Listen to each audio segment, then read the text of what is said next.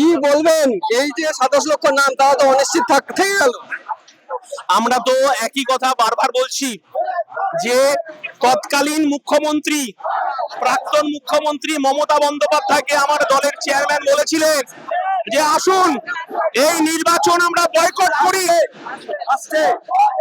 আমরা তো চেয়েছিলাম এই নির্বাচন বয়কট করার জন্য।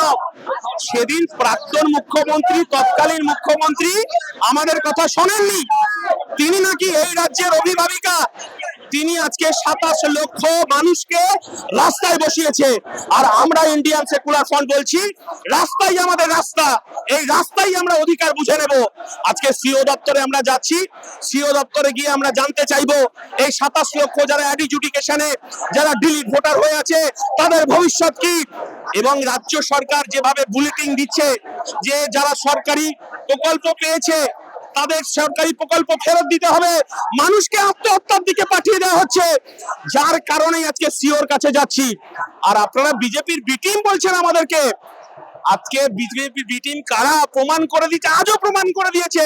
ফলতার নির্বাচনে পুষ্পা ঝুঁকেগা নেহি, জাহাঙ্গীর খান বিজেপির কাছে আত্মসমর্পণ করেছে।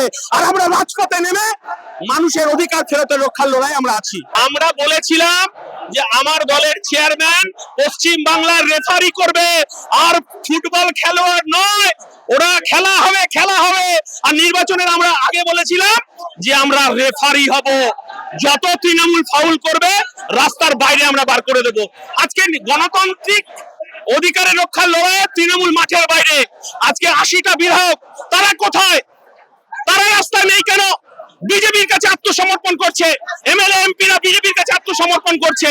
গরিব, পিছিয়ে পড়া, আদিবাসী, দলিত মানুষের অধিকার রক্ষার লড়াইয়ে আমাদের নওশাদ সেনা, ইন্ডিয়ান সেকুলার ফ্রন্ট রাস্তায় থাকবে। ভোটের পরে উত্তরপ্রদেশের বুলডোজার পলিটিক্স এই বাংলায় আমদানি করেছে। এই বাংলাকে চেনে না যারা, আজকে বুলডোজার নিয়ে এসেছে এই বাংলায়। আমার দলের চেয়ারম্যান, ভাঙড়ের বিধায়ক তপসিয়াতে বুলডোজারের সামনে দাঁড়িয়েছে। তারপরেও যদি বিজেপি সরকার শিক্ষা না নেয়, তাহলে লাখো নওশাদ সেনা, ইন্ডিয়ান সেকুলার ফ্রন্ট বুলডোজারের সামনে দাঁড়াবে গরিব মানুষের অধিকার রক্ষার লড়াই।